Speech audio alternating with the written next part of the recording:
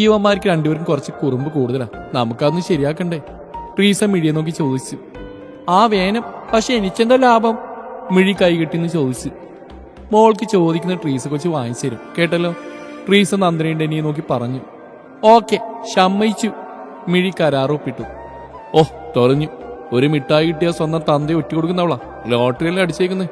ചോദിക്കുന്ന എന്തും തരാന്ന് ഓഫർ. ഇനി കല്യാണം വരെ വേദുവിന്റെ അടുത്ത് വന്ന് സ്വപ്നം പോലും കാണണ്ട. ഡെന്നി വിഷമത്തിൽ പറഞ്ഞുകൊണ്ട് നന്ദന്റെ തോളിലേക്ക് ചാഞ്ഞു. ഓർഡറാ, സാരമില്ല, ഓരോന്ന് ഒപ്പിക്കുമ്പോൾ ആലോചിക്കണം. നന്ദൻ ചിരിയടക്കിക്കൊണ്ട് പറഞ്ഞു. അയ്യോ മോഹമെല്ലാം സന്തോഷിക്കണ്ട, അവളുടെ കരാറിൽ ഞാൻ മാത്രമല്ല നീയുണ്ട്. ഇനി അമ്മച്ചി കൊടുത്ത ഓഫർ കുറഞ്ഞു പോയെങ്കിൽ നിനക്കെതിരെയുള്ള കൊട്ടേഷൻ ഈ ഡെന്നി കൊടുക്കും. ഡെന്നി നന്ദനെ കളിയായിക്കൊണ്ട് പറഞ്ഞു. നിനക്കിതിൽ നിന്ന് എന്ത് സുഖടാ കിട്ടുന്ന സാമദ്രോഹി?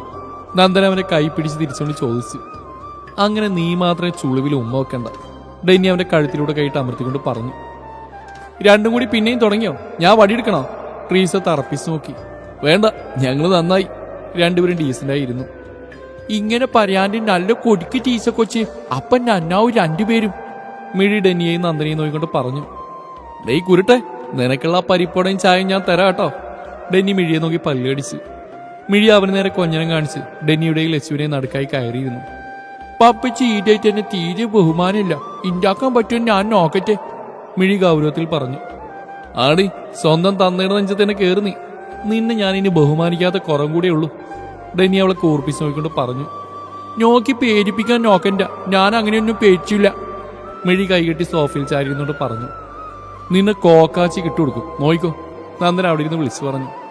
പിന്നെ കോക്കാച്ചി ഒന്നുമില്ല, കുഞ്ഞി പിള്ളേരെ പറ്റിച്ചിനെ പോലെ എന്നെ പറ്റിച്ചാൽ നോക്കണ്ട കേട്ടോ, മിഴി നന്ദനെ പുച്ഛിച്ചുകൊണ്ട് പറഞ്ഞു. ഓ മാഡം പിന്നെ പ്രായപൂർത്തിയായ യുവതിയാണല്ലോ, ഡെന്നി അവളെ പുച്ഛിച്ചു. ഡാ, നിനക്കൊക്കെ നാണുണ്ടോ ഇത്തിരി കുളം പോകുന്ന കൊച്ചിനോട് തല്ലി പിടിക്കാൻ? എണീറ്റ് പോലെ രണ്ടും പോയി ആ വാഴയ്ക്ക് തഴെടുക്ക്. പോത്തുപോലെ വളർന്നു, ബുദ്ധി മാത്രം വളർന്നില്ല. മാലതി രണ്ടുപേർക്ക് ഓരോ കൊട്ടുകൊടുത്തോണ്ട് പറഞ്ഞു. നിന്നെ ഞാൻ എടുത്തോളാം കേട്ടോ. ഡെന്നി മിഴിയെ കൂർപ്പിച്ച് നോക്കി.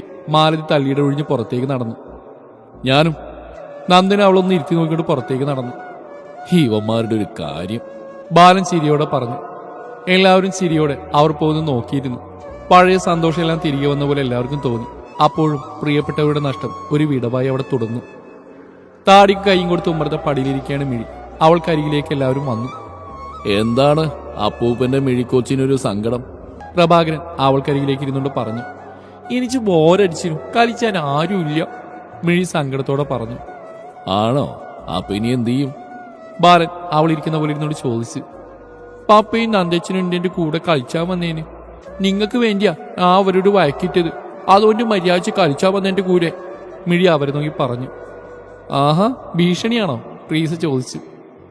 ആണെങ്കി ഒന്നില്ല, ദേ ഇവരെവരും കളിക്കാൻ, ട്രീസ അച്ഛന്മാരെ നോക്കിക്കൊണ്ട് പറഞ്ഞു. എല്ലാരും വേണം, മിഴി പറഞ്ഞു. ഞാനുണ്ട്, വലിച്ചേച്ചി നമുക്ക് കളിക്കാം, ഗൗരി ചാടി എഴുന്നേറ്റുകൊണ്ട് പറഞ്ഞു. അങ്ങനെ എല്ലാവരും കൂടി ഒളിച്ചു കളിക്കാൻ തുടങ്ങി. മിഴിയാണ് എണ്ണുന്നത്. തൂണിന്റെ അവിടെ കണ്ണുപൊത്തിയെന്ന് മിഴി എണ്ണി തുടങ്ങി. 1 2 3. എല്ലാവരും ഓടി ഒളിച്ച്. ബാലൻ തെങ്ങിന്റെ പുറകിലും പ്രഭാകരൻ മാവിന്റെ പുറകിലും ദാസൻ കിണറിന്റെ പുറകിലും ഒളിച്ചു. അമ്മമാര് മൂന്ന് കാറിന്റെ ബാക്കിൽ പതുങ്ങിയിരുന്നു. ഇത് കണ്ടോണ്ടാണ് ഡെന്നിയും നന്ദനും വരുന്നത്. അവർ പരസ്പരം നോക്കി.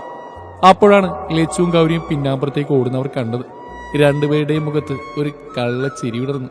മുണ്ടും മടക്കി കുത്തി അവർ പിന്നാമ്പുറത്തേക്ക് ഓടി. 4 5 6 7 8 9 10.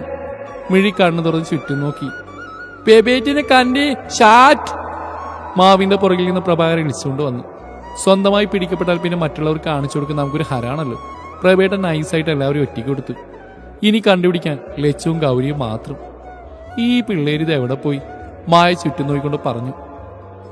ആ രണ്ടെണ്ണം മുണ്ടും മടക്കി കുത്തി പോയിട്ടുണ്ട്, ഇനി ആ രണ്ടെണ്ണത്തിനെയും നോക്കണ്ട, ദാസൻ ചിരിയോടെ പറഞ്ഞു. അത് കേട്ടത് അമ്മമാർ തലക്ക് കൈവച്ച്. ഇതേ സമയം ഒളിക്കാനുള്ള സ്ഥലം തപ്പി നടക്കുകയാണ് നമ്മുടെ ഗേൾസ്. ഇടത്തുനിന്നൊരു കൈ വന്ന് ലച്ചുവിനെയും വലത്തുനിന്നൊരെണ്ണം ഗൗരിയെയും പൊക്കി.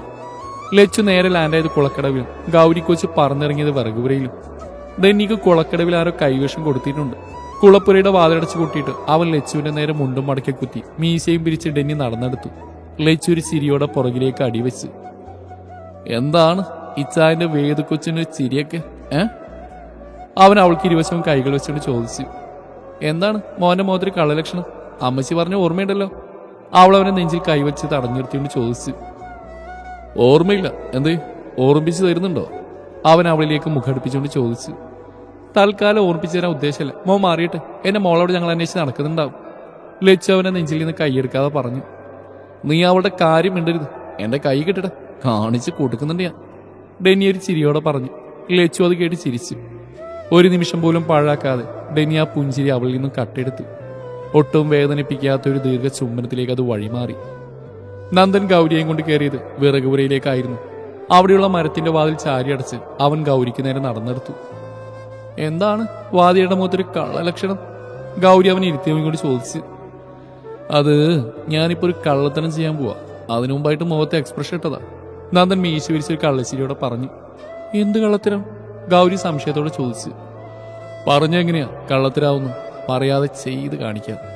നന്ദൻ അവളിലേക്ക് അടുത്തുകൊണ്ട് പറഞ്ഞു. ദേ നന്ദേട്ടാ, അവിടെ നിന്നാ മതി, വല്ലതും ഇങ്ങോട്ട് ഇടിച്ചു കയറി വരണ്ട. ഗൗരി പുറകിലേക്ക് നടന്നുകൊണ്ട് പറഞ്ഞു. അതെന്താ ഞാൻ വന്ന? അവൻ ആർദ്രമായ സ്വരത്തോടെ ചോദിച്ചു. ഗൗരി പുറകിലേക്ക് അടിവച്ച് നടന്ന് ഒടുവിലൊരു മരത്തടിയിൽ തട്ടി വീഴാനാഞ്ഞു. അവളെ വീഴാൻ അനുവദിക്കാതെ നന്ദന്റെ കൈകൾ അവളുടെ ഇടുപ്പിലൂടെ ചുറ്റി വരിഞ്ഞു. എന്താണ് ഗൗരിക്കുട്ടി, ചുവടുകളൊക്കെ പിഴച്ചു തുടങ്ങിയല്ലോ.